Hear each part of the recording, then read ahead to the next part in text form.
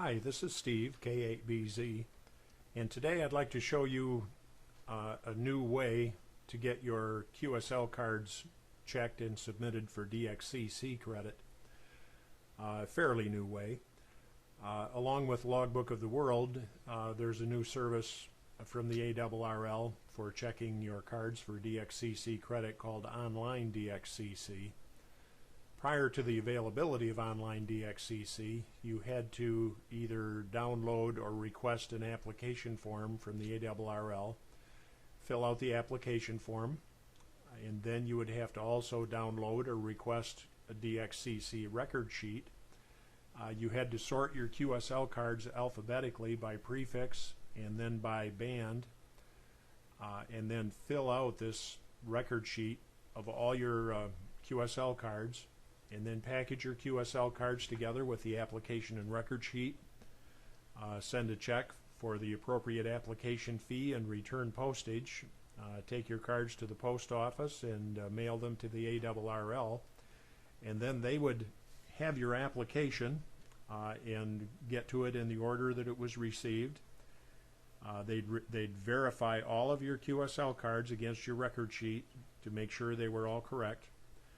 And then, if they were, they would go through and enter all of these by hand in the electronic records for your DXCC award, which could be very time consuming if you had several pages of record sheets with QSL cards that you wanted to enter. After that, they would credit the ones that you were entitled to get credit for and package your cards and return them to you, and that could be quite a time consuming process. If you happen to have a very rare, difficult country confirmed, possibly on a rare band, maybe 160 meters, you could be rather uneasy until you got credit for that and got your cards returned to you, because you have to give up possession of your cards for quite a long period of time for this process to complete itself. Now there is a new method called DXCC Online. This method is much easier than using the old method to verify your contacts that you can't verify through Logbook of the World.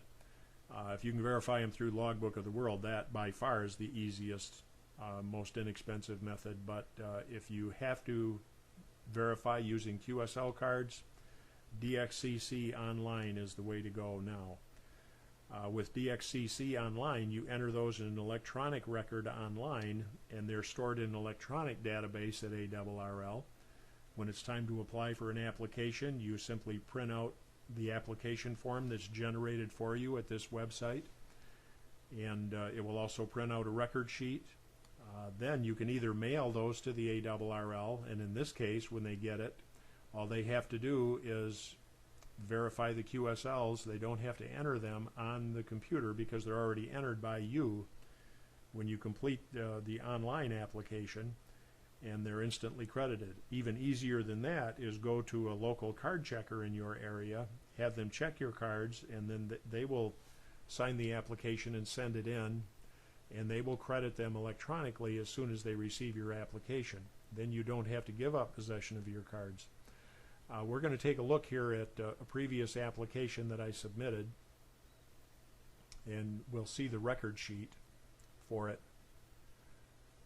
This is my application history. We're going to look at the last application. This is the application form that the website generates for you. Now, as I said, you still have to have your cards checked by a card checker. For this application, I took my cards to a swap meet in Kalamazoo, Michigan. There was a card checker at the swap meet. I just dropped the application and the cards off at his table at the swap. He went through my cards, verified them against the record sheet, and I'll show you, this is the record sheet. There were 4 pages of QSL cards, and as you can see, they're not in any order whatsoever. They were just in random order. They were entered in the order that they were received. Then you make sure your cards are also in this order when you give them to the card checker, and he'll go through and check all of these contacts, and then once he verifies that they're all correct, he's going to fill out the bottom of this form down here where it says, I affirm that I've personally inspected the confirmations and verified that this application is accurate. The card checker signs it, puts his call sign and dates it, and then you provide him with an envelope with 1 unit of first class postage addressed to the ARRL DXCC desk, and then after he checks your cards, he'll give your cards back, and then he'll mail this application and record sheet to the ARRL. When they receive it and see that they've already been verified by the card checker, they'll automatically electronically credit all these QSLs to your DXCC account. So that is the easiest way to go. It's the quickest way to go. It's simpler for you. It's much simpler for the ARRL. And it's much faster in addition. So we're going to go back to the section where you enter QSLs. I have many QSLs entered right now. This is the page where the QSLs are entered. And down here, these are all the pending contacts that I've not yet applied for. I have 2 pages of them here. There's approximately 60 QSLs. If you want, you can view the ones that are entered but not applied for yet as a PDF file. Let me show you that again. It's right here. View all my QSLs as a PDF document. And I'll maximize that. We'll wait for it to load. And these are all of them that I have. When I get a new QSL, I just enter it online. It'll appear at the bottom of the list here. And then when I'm ready, I'll make an online application, and we'll go through that in a minute. Okay, so I have a new QSL to enter, and it's for VP9/W6PH. And here's where you enter the call sign. The date of the contact was 22 February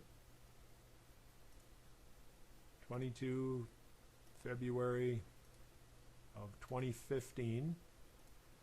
The band was, here's the band, 160 meters. Mode was CW. And you have to put in the DXCC entity. Based on the prefix, it'll give you possibles here. If you don't see it, you can click Show All, and you'll get the entire list. But usually the country you want is going to appear in the list. In this case, it's Bermuda. Now when I save that, it's going to show up down here at the top of the list. VP9, there he is. Now he's at the top of the list. I'm simply going to put this card in my stack of cards that I've entered. It's going to go on the bottom, even though it's on the top of this list where you can see it. If we go back and view the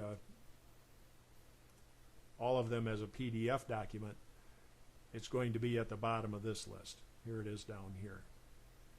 So that's QSL number 69 in this group of contacts that I haven't yet applied for.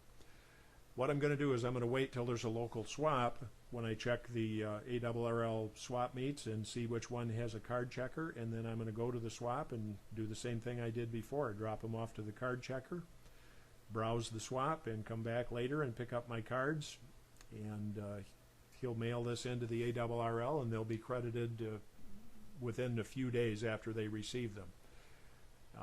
That's because they don't have to enter these by hand. Now I'm going to go through the award application process here, even though I'm not going to submit for an award. You click Submit Application.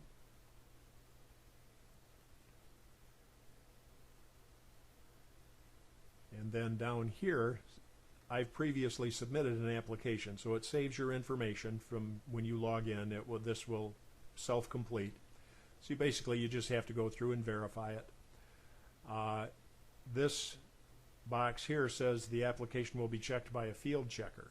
If you uncheck that, it's going to say, I will be sending my cards to the ARRL headquarters for checking.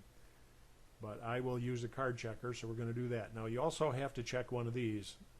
Am I applying for a new award? No, I already have DXCC. I'm applying for an endorsement. So that would be for an endorsement. And then we'd continue to the next section.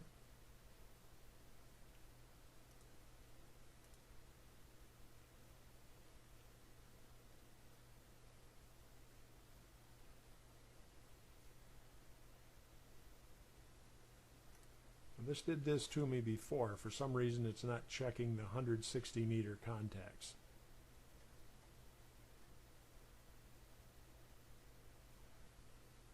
let me start all over. I'm going to log out.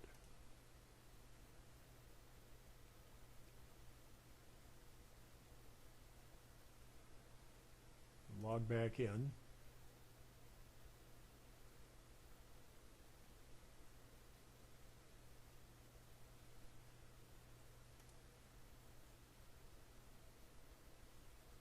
There's apparently a little glitch in the application here.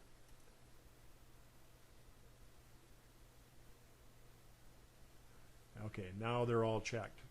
Not sure why it was omitting the 160 meter contacts before, but it was. So let's back up again. We're going to submit application.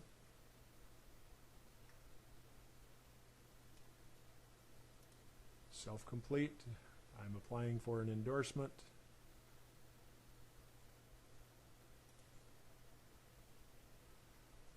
Okay, and now they're all checked.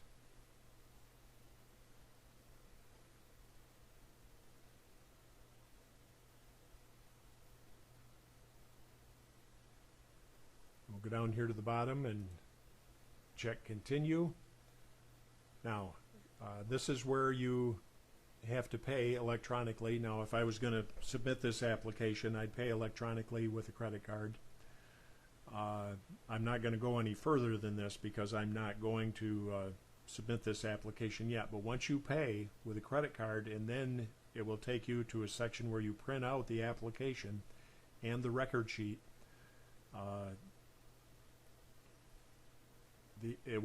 When the card checker sees that, he'll know that you already paid online, so you don't pay the card checker anything. And the ARRL has received their payment. When they get the signed application from the card checker, they will automatically and very quickly credit those contacts to you. Now, I'm going to go back to enter QSLs. One of the ways the card checker knows whether you have paid the application or not, we're going to go and view the record as a PDF document.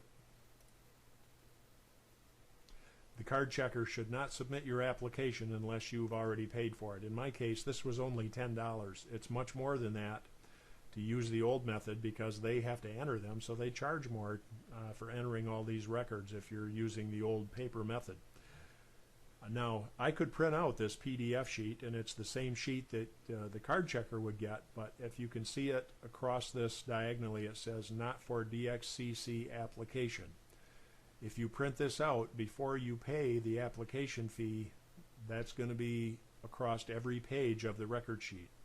If the card checker sees that, he knows that you didn't pay the application fee yet, and he shouldn't process your cards. When you go through the application process and pay the fee and print out the record sheet, that is not on the record sheet. So that's how the card checker knows whether you have paid the application fee or not.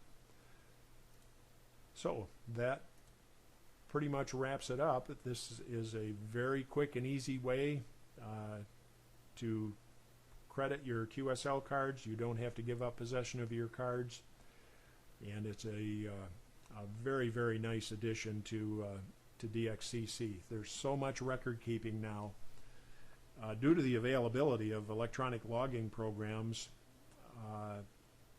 and things like Online DXCC and Logbook of the World. They've been able to create more awards. Top among them is the DXCC Challenge.